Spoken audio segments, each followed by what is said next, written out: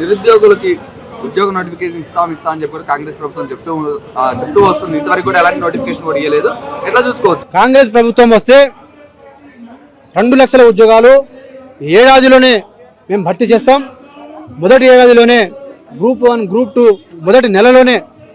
అదే Somajiguda press club సాక్షిగా రేవంత్ రెడ్డి గారు ఆ రోజు group 1, group 2, group 3 mega DSC, SIPC నోటిఫికేషన్లు ఇవన్నీ కూడా విడుదల చేస్తామని చెప్పేసి ఒక హామీ ఇచ్చి, దాని తర్వాత ఎమ్మెల్సీ ఎలక్షన్స్ అన్నారు, ఎమ్మెల్యే ఎలక్షన్స్, ఎంపీ ఎలక్షన్స్ అన్నారు. దాని తర్వాత కూడా మేము దీక్ష ధర్నాలు చేస్తే ఆ రోజు ఎలాంటి సమస్యలను పరిష్కారం చేయకుండా, ఎలాంటి డిమాండ్లను పరిష్కారం చేయకుండా రాష్ట్ర ప్రభుత్వం అబద్ధపు మాటలు మాట్లాడుతూ జాబ్ క్యాలెండర్ అని చెప్పేసి 119 ఎమ్మెల్యే ముందర మాట్లాడినటువంటి ఒక్క మాట కూడా జాబ్ క్యాలెండర్ ప్రకటించి దాని ప్రకారంగా విడుదల కావాల్సినటువంటి 18 నోటిఫికేషన్స్, ఒక్క నోటిఫికేషన్ కూడా విడుదల చేయలేదు. ఇలాంటి నేపథ్యంలో మేము ఆ రోజు శ్రీధర్ బాబు గారు సాక్షాత్తు రేవంత్ రెడ్డి గారే ఉస్మానియా యూనివర్సిటీకి వచ్చి ఏం చెప్పినారు? 40,000 ఉద్యోగాలు వస్తా, నేను ఇస్తా, నేను ఇంకోసారి వస్తా, ఎవడు అడ్డు వస్తాడో చూస్తా అని చెప్పేసి ఆ రోజు మాట్లాడినారు. మరి ఆ రోజు డిసెంబర్ 9న కూడా మేము వెయిట్ చేసినాం. దానికంటే ముందు డిసెంబర్ కంటే ముందు నవంబర్లోనూ అక్టోబర్లోనూ వస్తే ఆ రోజు కూడా మేము అడ్డుకునే ప్రయత్నం చేయలేదు. దాని తర్వాత వచ్చినా కూడా వీళ్ళు ఏం చెప్తారని చెప్పేసి మేము వెయిట్ చేసినాం. ఆ రోజు కూడా మేము అబ్స్ట్రక్ట్ చేయలేదు. ఆ రోజు కూడా మేము నిరసన కార్యక్రమం తెలపలేదు. మేము తెలపలేక కాదు, మేము ఎందుకంటే వాళ్ళు వస్తున్నప్పుడు అభివృద్ధికి మేము అడ్డుపడకూడదని చెప్పేసి ఆ రోజు మేము సహకారం అందించినాం. మరి దాని తర్వాత శ్రీధర్ గారు ఏమంటారు? మేము డిసెంబర్ 10కి నోటిఫికేషన్ విడుదల చేస్తారేమో అని మేము ఆశ చూస్తుంటే ఆ రోజు వీళ్ళు ఏమన్నారు? ఆ రోజు ఉస్మానియా యూనివర్సిటీకి వచ్చి ఒక్క మాట కూడా మాట్లాడలేదు నోటిఫికేషన్ గురించి. ఇలాంటి నేపథ్యంలో దాని తర్వాత శ్రీధర్ గారు ఏమన్నారు? ప్రభుత్వ ఉద్యోగాలు అందరూ ఇవ్వటం అనేది కష్టసాధ్యమన్నారు. ప్రభుత్వ ఉద్యోగాలు అందరూ ఇంటికి ఒక ఉద్యోగం ఎవరు అడిగిండు? ఎవరు కావాలన్నాం? మేము అడిగింది ఏంది? ప్రభుత్వ ఉద్యోగాలు కాదు, ప్రభుత్వ ఉద్యోగాల్లో ఏవైతే ఖాళీలు ఉన్నాయో, ఏవైతే మీరు మాట ఇచ్చినారో, మరి అట్లాంటప్పుడు మరి మీరు ఆ రోజు మేనిఫెస్టో కమిటీ చైర్మన్గా మీరేగా ఉన్నది. మరి మీరు ఉన్నప్పుడు ఆ రోజు తెలియదా మీకు? జాబ్ క్యాలెండర్ ప్రకటించినప్పుడు తెలియదా? 119 ఎమ్మెల్యే ముందర మీరు ఇచ్చినప్పుడు మాట ఇచ్చినప్పుడు తెలియదా మీకు ప్రభుత్వ ఉద్యోగాలు అందరూ పాసిబుల్ కాదని చెప్పేసి? మరి అట్లాంటప్పుడు జాబ్ క్యాలెండర్ ఎందుకు ప్రకటించినారు? 60,000 ఎందుకున్నారు? 30,000, 70,000 ఉద్యోగాలు ఇస్తామని ఎందుకున్నారు? 150,000 ఉద్యోగాలు ఇస్తామని చెప్పేసి అదే చెప్తున్నా. వాళ్ళు ఒకసారి 30,000 అంటారు, ఒకసారి 60,000 అంటారు, ఒకసారి 70,000 అంటారు, ఒకసారి 150,000 అంటారు. మేము ప్రెస్ మీట్ పెట్టగానే మళ్ళీ 60,000కి వస్తారు. అయితే ఈ రకంగా అబద్ధపు మాటలు మాట్లాడుతూ, మొత్తం మోసపు మాటలు మాట్లాడుతూ, ఆశ చూపెడుతూ అతి త్వరలో అంటాడు, నేను 40,000 ఇచ్చినా అంటాడు, 50,000 ఇచ్చినా అంటాడు, రేపిస్తా అంటాడు.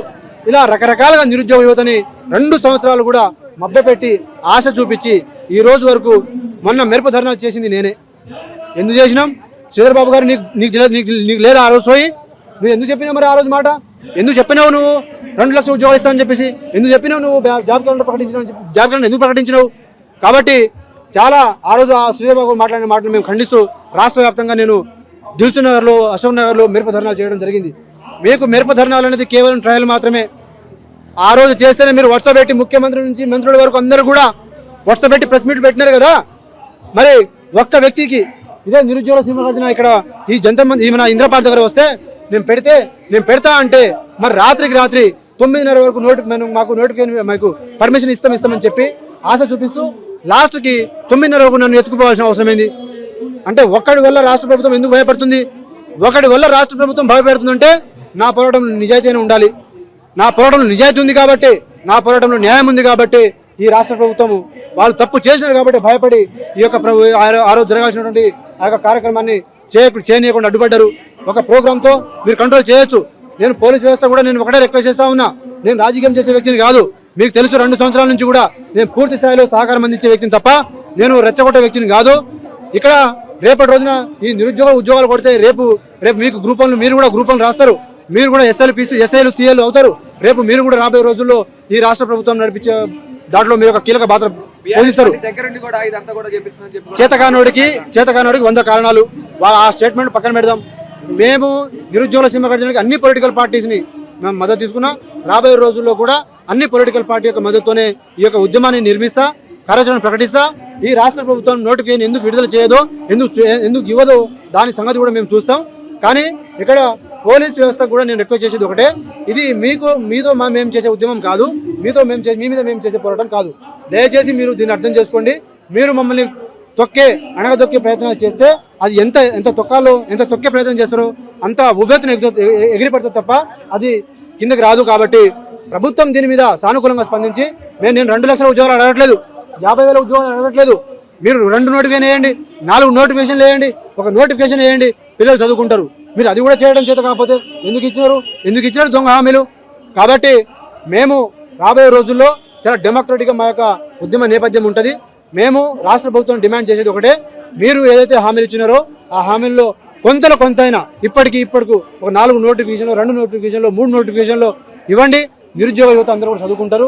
మేము ఎలాంటి law and order problem create చేయం. నిరుద్యోగులు అడ్డు పెట్టుకొని గద్దెకెక్కిన ఈ ప్రభుత్వం ఇప్పుడు ఎందుకు ఇంత వేగంగా పెడుతుంది? ఇప్పుడు వాళ్ళు మమ్మల్ని ఒక్కనే కాదు అందరినీ ఆశపెట్టి అందరినీ మోసం చేస్తూ, అందరినీ అబద్ధాలు ఆడుతూ, డైవర్షన్ పాలిటిక్స్ చేస్తూ రకరకాలుగా ఈ రాష్ట్ర ప్రభుత్వాన్ని చెలగటం ఆడుతుంది. దానికి పర్యవసనాలు అనేది ఆ రోజున మొట్టమొదటిసారిగా ఇదే కాంగ్రెస్ ప్రభుత్వం మీద ఆ రోజు నేను ఆమరణ నిరాదీక్ష మొదలు పెడితే రాష్ట్రం మొత్తం అల్లకల్లోలమైంది. అలాంటి పరిస్థితి ఈసారి రాష్ట్రంలో ఉన్న అందరూ కూడా అదే కోపం మీద ఉన్నారు. ఒకడు దీక్ష చేస్తే రాష్ట్రం మొత్తం అల్లకల్లోలమైతే రాబోయే రోజుల్లో వందలాది మంది నిరుద్యోగులందరూ కూడా దండలు వేసుకొని నడి రోడ్డు మీద కూర్చుంటే రాష్ట్ర ప్రభుత్వం ఏ స్థాయిలో మేము మా పోరాటం చూపెట్టాలనో, ఏ స్థాయిలో మేము చూపెట్టగలమో, ఏ స్థాయిలో మిమ్మల్ని మేము ఇబ్బంది పెట్టగలమో మాకంటే ఎక్కువ మీకు తెలుసు. కాబట్టి అలాంటి పరిస్థితికి మీరు దారిని ఇవ్వకుండా మీరు మాకు సహకారం అందించండి, మేము మీకు సహకారం అందిస్తాం. మాకు కావాల్సింది నోటిఫికేషన్స్ అంతే తప్ప ఇంకోటి కాదు. చెప్పు తెగుతుంది ఒక్కొక్కడు ఎవడైనా కాంగ్రెస్ పార్టీ నాయకులు ఎవరైనా మాకు బీజేపీ, బీఆర్ఎస్ ఇంకోటి అంటే మా లక్ష్య సాధన కోసం ఈ తెలంగాణ సాధించడం కోసం ఎంతమంది ఎన్ని శక్తులు అయితే కూడగట్టినారో మేము కూడా అన్ని శక్తులను కూడగడతాం. అందరి సపోర్ట్ తీసుకుంటాం. మాకు మీ మీద గౌరవం ఉంది.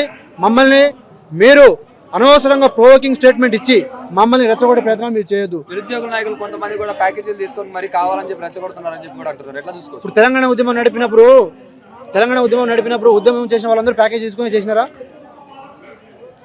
సమాజంలో ఒక కాజ్ కోసం ముందుకు పోయినప్పుడు రకరకాల రాళ్ళు పడతాయి. సరే, ఇప్పుడు మేము ప్యాకేజీలు తీసుకొని మేము ఉద్యమం చేస్తున్నాం, కరెక్టే అనుకుందాం. కొంచెంసేపు మేము చేయము, నువ్వు ఇస్తే మేమెందుకు చేస్తాం అబ్బా? నువ్వు ఉద్యోగాలు ఇస్తే మేమెందుకు చేస్తాం? మేము ప్యాకేజీలు తీసుకొని ఇప్పుడు సమస్య ఉన్నప్పుడే కదా. సమస్య లేకపోతే ఎవడైనా వాడుకుంటాడా మనల్ని? సమస్య ఉంటేనే కదా. సమస్య నువ్వు తీర్చట్లేదు కదా. సమస్య నీకు ఇదే ప్రెస్ మీట్, ఇదే ఉద్యమం ప్రభుత్వం ఏర్పడిన మొదటి నెలలోనే మేము పెట్టి ఉంటే నువ్వు ఆ రోజు ఈ మాట మాట్లాడి ఉంటే దానికి అర్థం ఉన్నది. 2 సంవత్సరాలు అయింది. సిగ్గుండాలి కొంచెమైనా.